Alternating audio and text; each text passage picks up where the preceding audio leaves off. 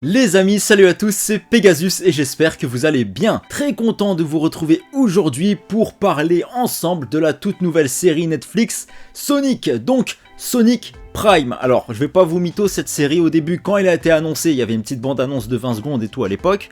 Je m'étais dit, bon, je pensais à rien, je me suis dit, on voit rien, on verra bien. Et j'attendais rien de cette série, en fait, j'attendais rien de cette série. Je me suis dit, Netflix derrière, en général, les adaptations qu'ils font, c'est pas forcément ce que je kiffe, tu vois. Et pourtant, j'ai été agréablement surpris, c'est une très grande surprise et une très bonne surprise, Sonic Prime, les amis, puisqu'il faut savoir déjà, avant de commencer cette review de la saison 1, que c'est une adaptation Sonic extrêmement fidèle à l'œuvre originale, en fait. Ça veut dire que c'est pas un truc genre ils se sont dit on va essayer de toucher un nouveau public et on va changer toute l'histoire, on va tout dérégler, etc. Ils ont vraiment fait plaisir aux fans, aux puristes, les amis. Et personnellement, moi, Sonic, c'est une licence que j'adore depuis que je suis tout petit. Je crois même au premier jeu vidéo auquel j'ai joué, je crois que c'était Sonic.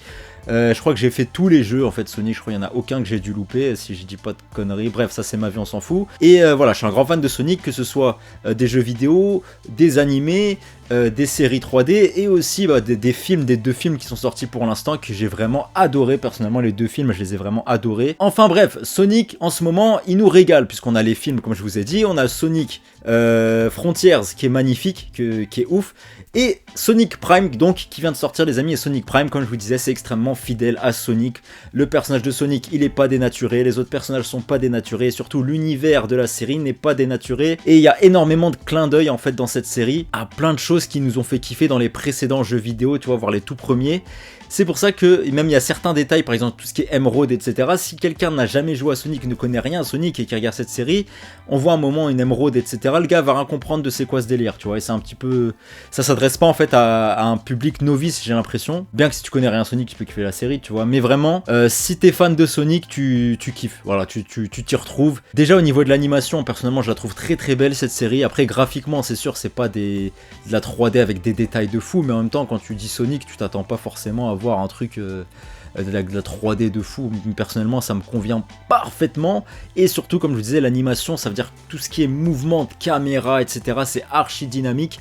La notion de vitesse est extrêmement bien faite, et c'est important la vitesse, on est dans Sonic, et du coup cette vitesse est extrêmement bien faite, qui sera jumelée en fait avec des ralentis, etc. des chorégraphies de combat très belles, du dynamisme, j'ai vraiment adoré. Enfin bref les amis, avant qu'on rentre un petit peu plus dans le détail de tout ça, déjà Sonic Prime, grosso modo c'est quoi l'histoire? En fait on nous présente en fait un Sonic qui est sur Green Hill, donc chez lui, tu vois, à Green Hill, il fait sa vie, il est heureux, tu vois, il est entouré de ses amis, et d'ailleurs, dans son groupe d'amis, les amis, on n'en a pas encore parlé, c'est qu'il y a Rouge, qui fait partie de son groupe d'amis. Alors Rouge, de base, elle est un petit peu à part, tu vois, donc là, ils l'ont rajouté comme si elle était un pote avec eux depuis toujours, comme ça et tout, qu'elle était dans le crew, alors que c'est pas vraiment le cas si je dis pas de conneries, tu vois. Pourquoi ils ont fait ça? Peut-être pour rajouter un personnage féminin à la série, puisqu'on a que Amy de base, et Rouge elle est un petit peu à part, c'est un peu un personnage secondaire. Là Rouge ils en ont fait un personnage principal, et c'est pas pour me déplaire parce que c'est un personnage que j'adore personnellement. Et du coup Rouge fait partie du crew en même temps que Amy, que Knuckles,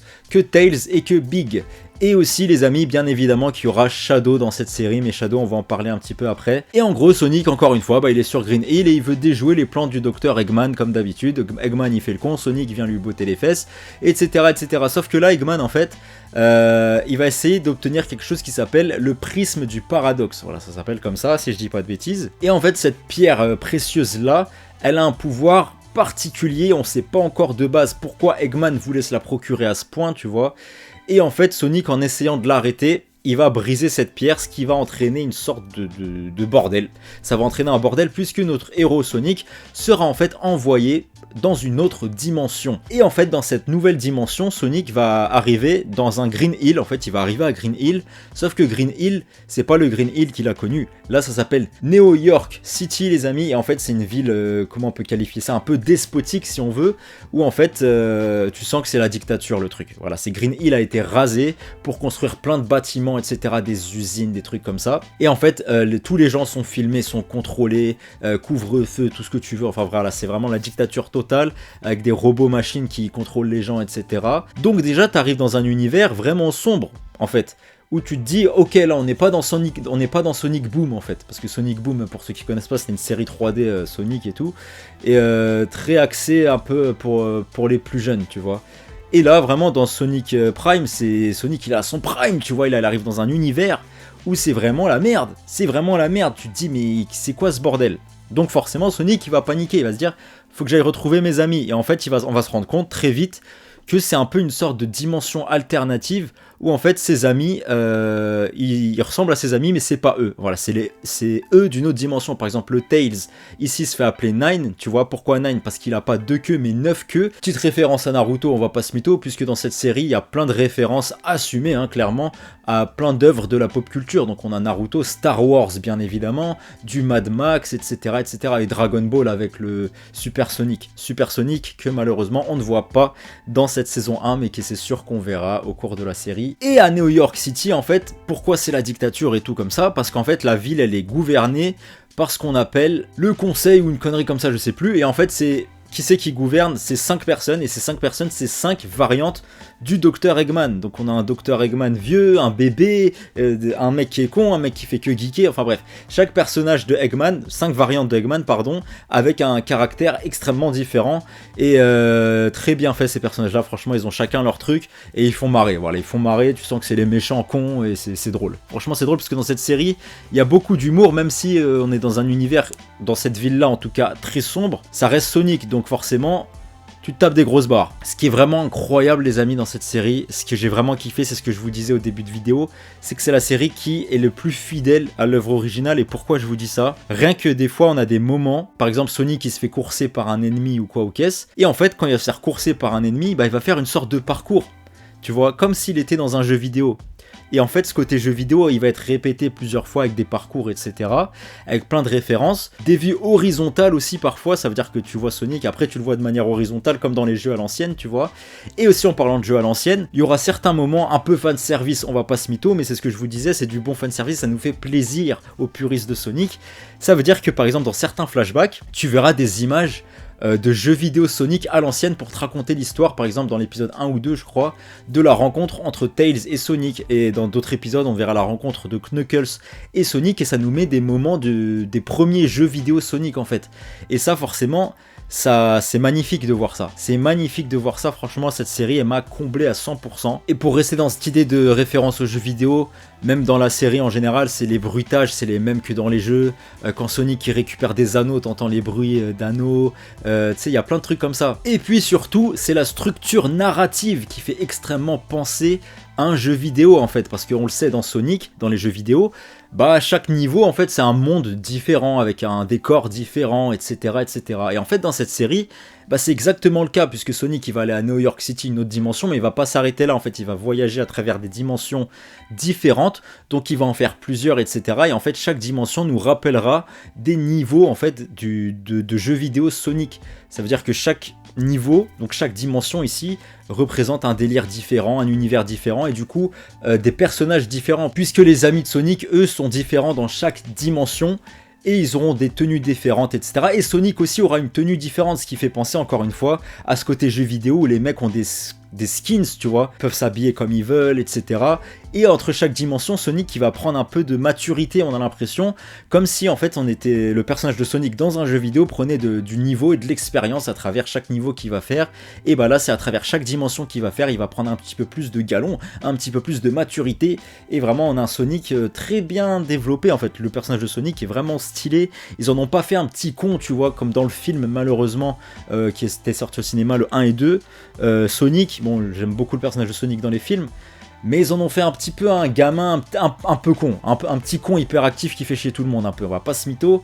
Là c'est pas vraiment le cas, et j'avais peur qu'il fasse ce côté là, et vraiment le personnage de Sonic est extrêmement fidèle à celui qu'on peut connaître dans les jeux, etc. Et en plus de ça c'est les mêmes voix que dans les jeux, que ce soit en anglais ou en français, donc tout le casting c'est les mêmes voix, donc ça fait plaisir, notamment pour Benoît Dupac qui fait Shadow, ça c'est une dinguerie. Et en parlant de Shadow les amis, c'est vraiment un personnage que dans cette saison 1 on voit pas énormément, mais le peu qu'on voit de lui, ça nous montre qu'il va être extrêmement important dans la série, et ça fait plaisir parce que Shadow est mon perso préféré de Sonic, comme beaucoup je pense. Et en fait on le voit un peu, et tu sens qu'en fait le rôle qu'il lui donne dans cette série va être extrêmement important. Qui plus est, c'est un détail qui est pas à prendre à la légère je pense, c'est que dans chaque dimension où Sonic va se retrouver, il va voir tous ses amis d'une dimension alternative, tu vois, donc c'est pas les mêmes, etc. à chaque fois, sauf que Shadow on le verra jamais dans les autres dimensions. On verra tout le monde sauf Shadow. Donc Shadow, ça te montre qu'il va être extrêmement important. Et pourquoi on voit pas Shadow? Parce qu'en fait, ce Shadow, il va être bloqué entre les dimensions, tu vois. À la fin de la saison, il va croiser Sonic et il va lui péter la gueule. Pourquoi? On sait pas encore, les amis, et on verra ça dans la saison 2. En tout cas, j'ai vraiment hâte. Cette saison 1 m'a vraiment fait kiffer. Par contre, le seul truc qu'on pourrait reprocher à la rigueur, enfin, pour l'instant, on peut pas trop le reprocher vu qu'il y a que 8 épisodes, mais si dans les 8 prochains de la saison 2, ils nous refont en fait ce côté avec un schéma narratif qui se répète, parce qu'on va pas se mytho, dans cette saison 1, le schéma narratif se répète énormément, et si c'est le même schéma narratif dans la saison 2 et 3, ça peut vite saouler. Après là, dans une saison comme ça, là ça dérange pas du tout, tu vois, même si c'est répétitif, ça dérange pas. Mais s'ils refont la même chose dans la saison 2, ça va un petit peu nous gaver, on va pas se mytho. Que dire de plus les amis sur cette saison 1, si ce n'est que j'ai vraiment kiffé, et que c'est vraiment en fait pour tout public, ça veut dire que c'est Sonic, donc c'est cool, tu vois, c'est léger et tout, c'est frais. Tu te tapes des barres, t'as vraiment des moments drôles, et t'as aussi des moments avec énormément de sujets matures qui sont évoqués. Comme je vous disais, on nous parle de dictature, on nous parle de déforestation, de pollution, d'autolérance, d'amitié, etc., etc. Enfin bref, plein de beaux messages qui sont livrés à travers cette série. Tout ça de manière subliminale où ça te fait pas chier, tu vois. Donc c'est vraiment très très bien et je kiffe les amis. Et aussi, petit bémol, c'est dommage qu'on n'ait pas de générique, voilà, dans cette série, parce que c'est juste marqué Netflix présente Sonic Prime, bam, épisode. Alors que Sonic, c'est réputé quand même, on va pas se mytho, pour avoir dans les jeux en tout cas, des musiques, mais d'un niveau stratosphérique, tu vois, les musiques dans Sonic, c'est incroyable. Rien que dans Sonic Frontiers, les musiques sont folles, tu vois. Et j'aurais aimé, je trouve que c'est juste ça qui manque à cette saison 1, peut-être dans la saison 2 ils vont le faire, un gros générique avec un gros son au début qui te met dans l'ambiance, tu vois. Là, ça aurait été la folie. Ça aurait été la folie, mais bon, c'est pas grave, la série en elle-même est vraiment bien. On a donc 8 épisodes, dont le premier épisode fait 50 minutes, 55 minutes, et tous les autres font 25 minutes. Donc personnellement, j'ai tout regardé d'une traite. Et pour que je regarde tout d'une traite comme ça, c'est vraiment, j'ai kiffé. Donc voilà, n'hésitez pas les amis, en tout cas, à me dire en commentaire ce que vous avez pensé de Sonic Prime, et si comme moi, ça a été en fait une très bonne surprise. Voilà, une très bonne surprise, et si comme moi, vous attendez la saison 2, qui ne devrait pas tarder les amis, parce que je crois qu'elle est déjà en production, elle a déjà été faite, je sais plus, mais on n'a pas de date encore, donc si vous avez des news à ce sujet là, n'hésitez pas à me le dire en commentaire aussi. Enfin bref les amis, merci beaucoup d'avoir regardé cette vidéo. Quant à nous, on se retrouve très vite sur la chaîne comme d'habitude pour plein d'autres vidéos manga, animés, etc. Et prochainement, je l'espère, pour décortiquer la saison 2 de Sonic Prime. Donc restez branchés les amis, d'ici là, prenez soin de vous, à bientôt. Salut!